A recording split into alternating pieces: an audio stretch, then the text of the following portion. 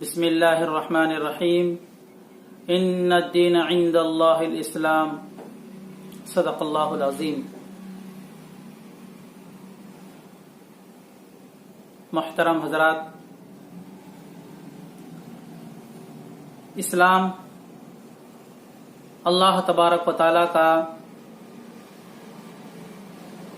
ایک ایسا دین ہے جو حضرت محمد صلی اللہ علیہ وسلم کے واسطے سے ہم لوگوں کو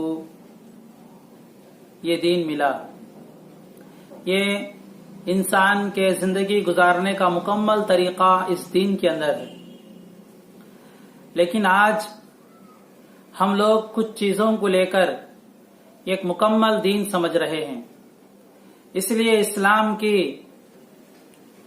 ایک نقشے کو آپ کے سامنے میں نے رکھنے کا ارادہ کیا۔ اسلام کہتے ہیں 5 چیزوں، جس کے اندر 5 شعبے ہیں۔ ایک ایمانیات، عبادات، معاملات، معاشرت، اخلاق۔ ایمانیات میں سے 7 چیزوں پر ایمان لانا ضروری ہے، جس کو ایمان مفصل کے اندر بیان کیا۔ آمنت باللہ وملائکتہ وکتبہ ورسلہ والیوم الآخر والقدر خیرہ وشرہ من اللہ تعالی والبعث بعد الموت۔ یہ 7 چیزوں پر ایمان لانا ضروری ہے۔ دوسری جو چیز ہے، دوسرا جو شعبہ ہے اسلام کا، وہ عبادات کا۔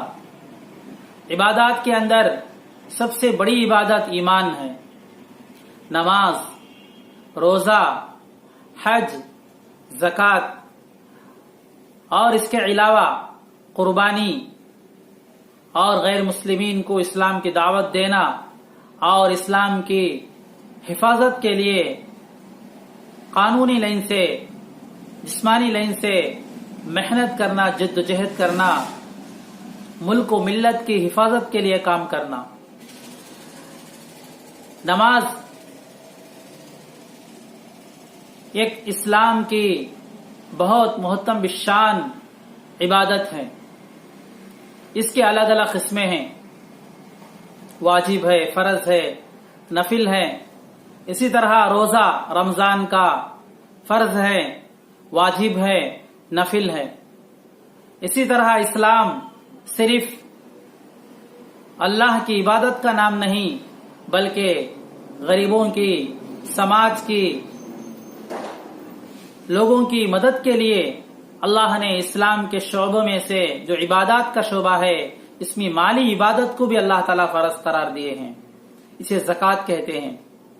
اور اسی طرح حج، عالمی پیمانے پر پورے لوگ ایک جگہ جمع ہو کر کچھ اعمال مخصوص دنوں میں مخصوص اعمال کرتے ہیں، اس کو حج کہتے ہیں۔ اور اسی طرح اسلام کا تیسرا جو شعبہ ہے معاملات، جس کو میں آج بیان کرنا چاہتا ہوں خاص طور سے۔ معاملات سے بہت سارے لوگ غافل ہیں۔ معاملات کے بہت سارے قسمیں ہیں جو عام طور سے ہم عمل کرتے ہیں، لیکن ہمیں معلوم نہیں کہ وہ اسلام میں اس کی حیثیت کیا ہے، اس کے نام کیا ہیں، اس کی شکلیں کیا ہیں۔ یہ بہت سارے قرآن کے اندر اور سیاہ ستہ کے اندر، احادیث مبارکہ کے اندر یہ تمام شکلیں موجود ہیں۔ اس میں سب سے پہلی تجارت ہے، اور اسی طرح سود، سلم، صرف، کفالہ، حوالہ، وکالہ، صلح، عطیہ، عاریت، ہبہ، اجارہ، ولا، غصب، اور اسی طرح شفا، قسمت، مزاربت، مزارعت، مساقات، رہن، وصیت، وقف، لقطہ، مرابحہ، تولیہ، اقالہ، شرکت، وراثت، ودیت، اقرار، تحالف، شہادت، تحکیم، احتکار وغیرہ وغیرہ۔ اس طرح معاملات کے بہت سارے شکلیں مالی لائن سے، تجارت کے لائن سے، زراعت کے لائن سے اسلام کے اندر موجود ہیں. اور اسی طرح اسلام کا جو شعبہ ہے وہ ہے معاشرت. معاشرت کے اندر نکاح ہے، ولیمہ، قسم، طلاق، ایلا، خلا، زہار، لیان، عدت، نفقہ، انین، مہر، کفات، پردہ وغیرہ وغیرہ. اس طرح بہت سارے معاشرت کے رنگ سے اسلام کے اندر احکامات ہیں. اسی طرح ہم دیکھیں گے اسلام جو 5 شعبوں کا نام ہے، 5واں جو شعبہ ہے وہ اخلاق کا، اور اس کے اندر آداب ہیں اور اس کے اندر حقوق ہیں.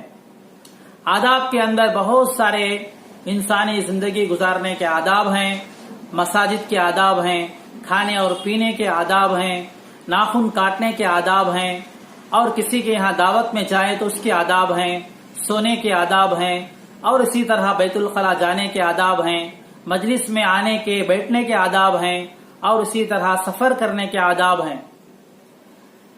اس طرح ہر قسم کا ادب اسلام کے اندر سکھایا گیا ہے.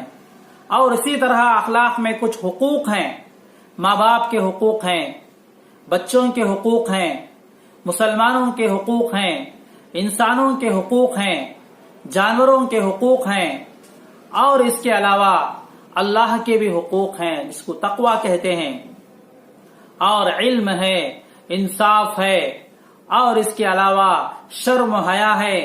اسی طرح بہادری، صبر و شکر، ایسے بہت سارے اخلاق میں سے آتے ہیں. تو اسلام ایک مکمل زندگی گزارنے کا ایک طریقہ ہے جو اللہ رب العالمین نے ہمیں عطا فرمایا. آج ہماری ذمہ داری ہے اس بد امنی کے ماحول میں، اس ظلم و ستم، ناانصافی کے ماحول میں ہم مسلمانوں کی سب سے بڑی ذمہ داری ہے ہم لوگوں کو آزادی کے لیے، آج لوگوں کو غلام بنانا چاہتے ہیں، آج لوگوں کے انصاف کے لیے آج ظلم و ستم کا بازار گرم ہے، آج بد امنی پھیلی ہوئی ہے. لوگوں میں امن پیدا کرنے کے لیے بس وہ کر سکتے ہیں، وہ اسلام والے ہی کر سکتے ہیں، وہ امن والے ہی کر سکتے ہیں، کیونکہ اسلام کے اندر امن ہے، پیار ہے، محبت ہے، ملنساری ہے، اخوت ہے، ہمدردی ہے. لوگوں کو کھلانا پلانا وہ اسلام سکھاتا ہے. اسلام انسانیت کیا بلکہ جانوروں کے حقوق تک بھی اسلام نے سکھایا. ویسا اسلام کو ماننے والے آج محدود نہ ہوں بلکہ میدان میں آ کر آزادی کے لیے، انصاف کے لیے، لوگوں کے شہری حقوق کے لیے، ملک کی حفاظت کے لیے کام کرنے کی ضرورت ہے. تبھی جا کر ہم اپنے ملک کی، ملت کی، محلے کی ہم حفاظت کر سکتے ہیں. دعا کیجیے اللہ رب العالمین ہمارے اس ملک ہندوستان کی ہر شرور و فتن سے اللہ تعالی حفاظت فرمائے.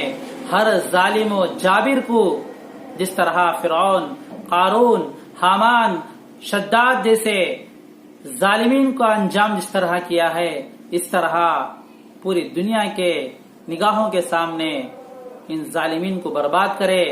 دعا کیجیے اللہ رب العالمین ہم تمام مسلمانوں کو امن، شانتی، اخوت کے ساتھ زندگی گزارنے کی، بھائی چارگی کے ساتھ زندگی گزارنے کی توفیق عطا فرمائے. آمین. وآخر دعوانا الحمدللہ رب العالمین.